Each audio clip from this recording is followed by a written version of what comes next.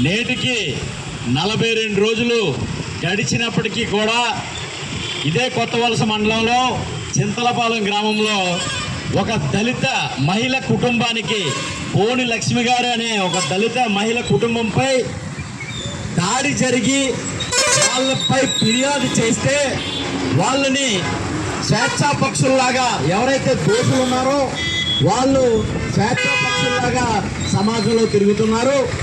Police వ్యవస్థ కానీ, ప్రజాప్రతినిధులు కానీ, ప్రభుత్వ అధికారులు కానీ అట్లాంటి వాళ్ళని సమాజంలో అట్లా స్వేచ్ఛా పక్షుల్లాగా వదిలేస్తే ఎన్ని దౌర్జన్యాలకి పాల్పడతారో అన్నది మీరు ఒకసారి గమనించుకోవాలి.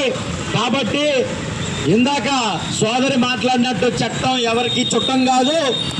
ఏదైతే ప్రభుత్వ శాఖల్లో పనిచేస్తున్నటువంటి వివిధ రకాల శాఖల్లో ఉన్న అధికారులు ఎవరికి సొంతం కాదు, దగ్గర కాదు. అట్లా వ్యవహరించడం ఆ అధికారులకి సిగ్గుచేటని చెప్పి సందర్భంగా నేను తెలియజేస్తున్నాను.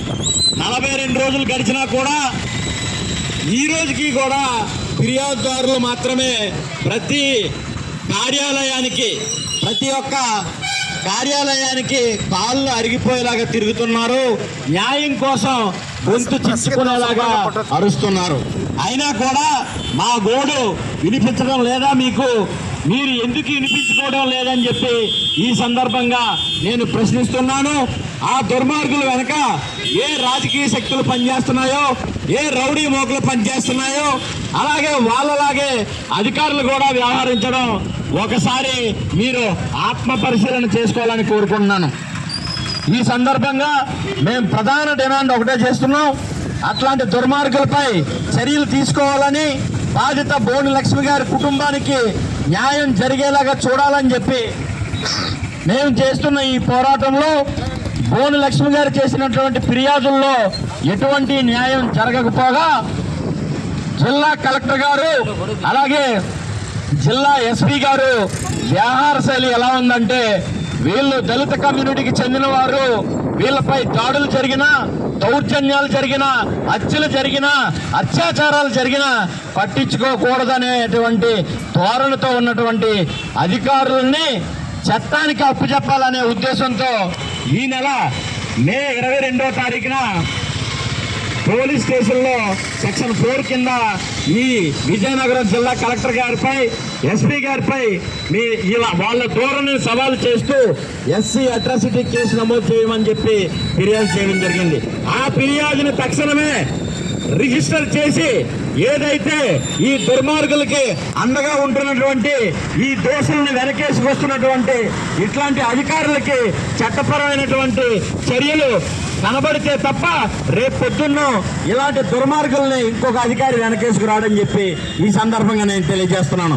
అలాగే ఈ 42 రోజుల్లో మేము చేసినటువంటి పోరాటాన్ని మీరు ఏ విధంగా తీసుకున్నారో, గౌరవ ప్రభుత్వ అధికారులు కానీ, పోలీసు అధికారులు కానీ ఏ విధంగా తీసుకున్నారో మీ ఆలోచనకే వదిలేస్తున్నాం.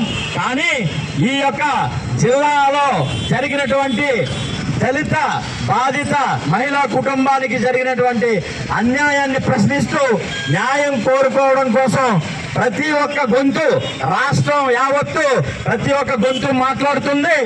ఎక్కడెక్కడి నుంచో రాష్ట్ర వ్యాప్తంగా ఇదే కొత్తవలస సెంటర్లోకి వచ్చి బోని లక్ష్మి గారికి న్యాయం జరిగేలాగా ప్రతి ఒక్కరూ తమ గొంతుని వినిపిస్తారని చెప్పి ఈ సందర్భంగా నేను తెలియజేస్తూ, అలాగే పాలక ప్రభుత్వానికి నా నుండి ఈ సమస్య నుండి, బాధిత కుటుంబం నుండి కొన్ని ప్రశ్నలు మేము వేస్తున్నాం. అయ్యా చంద్రబాబు నాయుడు గారు, ఉప ముఖ్యమంత్రి పవన్ కళ్యాణ్ గారు, అలాగే ఉప మంత్రివర్యులు నారా లోకేష్ గారు, మీరు ప్రతిపక్షంలో ఉన్నప్పుడు గతంలో మీ మీద జరిగినటువంటి అన్యాయాలకి, అకృత్యాలకి మీరు కూడా రోడ్ల మీదకి వచ్చారు, మీరు కూడా ఫిర్యాదులు చేశారు. మరి ఆ ఫిర్యాదుల్లో మీ బాధ, ఈ యొక్క బాధిత కుటుంబం ఫిర్యాదు బాధ ఒకటి కాదా అని చెప్పి ఈ సందర్భంగా మేము ప్రశ్నిస్తున్నాం. మీ బాధ ఏదైతే ఉందో గౌరవ ముఖ్యమంత్రి గారు, గౌరవ ఉప ముఖ్యమంత్రి గారు, అలాగే నారా లోకేష్ గారు, మీరు ప్రతిపక్షంలో ఉన్నప్పుడు గతంలో ఉన్నటువంటి అధికార పక్షం మమ్మల్ని ఇబ్బంది పెడుతుంది, మమ్మల్ని బాధ పెడుతుంది, మాపై దాడులు చేస్తుందని చెప్పి పలు రకాలుగా మీరు రోడ్లపైకి రావడం జరిగింది. పలు రకాలుగా న్యాయం కోసం మీరు కూడా ప్రయత్నం చేయడం జరిగింది.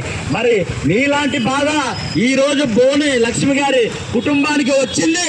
ఇప్పుడు మీకు జరిగిన అన్యాయం కాకుండా సమాజంలో జరిగినటువంటి ఒక నిరుపేద దళిత కుటుంబానికి, అది మహిళకి జరిగిన అన్యాయం మీకు కనబడలేదా? మీకు కనబడితే ప్రజాస్వామ్యం మీద, భారత రాజ్యాంగం మీద, భారత రాజ్యాంగపరమైనటువంటి బాధ్యతపరమైనటువంటి పదవిలో ఉన్న మీకు న్యాయం చేయాలని ఒక ఆలోచన ఉంటే మీరు పరిపాలిస్తున్నటువంటి పరిపాలనలో పోలీసు వ్యవస్థలు కానీ, రెవెన్యూ వ్యవస్థలు కానీ ఎట్లా పనిచేస్తున్నాయని చెప్పి మీరు శ్రద్ధ తీసుకోవాలి. శ్రద్ధ తీసుకొని మరొకసారి ఇట్లాంటివి జరగకుండా, ఏ బాధితురాలకి అన్యాయం జరిగిందని జరగకుండా, అన్యాయం జరిగిందని రోడ్లు ఎక్కకుండా చేస్తేనే మీ యొక్క అధికార పీఠాలు నిలబడతాయి. లేదంటే ఈ బోని లక్ష్మి గారు లాంటి కుటుంబాలు ఎన్నైతే ఉన్నాయో అన్ని కుటుంబాలు మీ అధికార పీఠాలని కోకట వేళ్లతో పీకి అవతల పడేస్తాయి. గుర్తుపెట్టుకోండి, బోని లక్ష్మి గారికి అన్యాయం జరిగింది. న్యాయం కోసం ప్రతి ఒక్క గొంతు మాట్లాడుతుంది. కాబట్టి మీరు దీంట్లో ఇంకా ఎవరైతే పోలీస్ శాఖ వారు ఉన్నారో దుండగుల్ని శిక్షించి చర్యలు తీసుకోవడంలో విఫలమయ్యారో, మీరు ఇంకా నిర్లక్ష్యం వహిస్తే ఊరుకునే ప్రసక్తి లేదు. రాష్ట్ర ఉద్యమంలా మార్చి మీ యొక్క ఉద్యోగాలు కానీ, మీ యొక్క ఆలోచనలు కానీ మేము ఉక్కుపాత రాస్తామని చెప్పి ఈ సందర్భంగా మేము తెలియజేసుకుంటూ, బోని లక్ష్మి గారికి న్యాయం జరిగే వరకు మేము ఆవిడకి అండగా నిలబడతామని చెప్పి సందర్భంగా తెలియజేస్తున్నాం. జై భీమ్, జై భీమ్.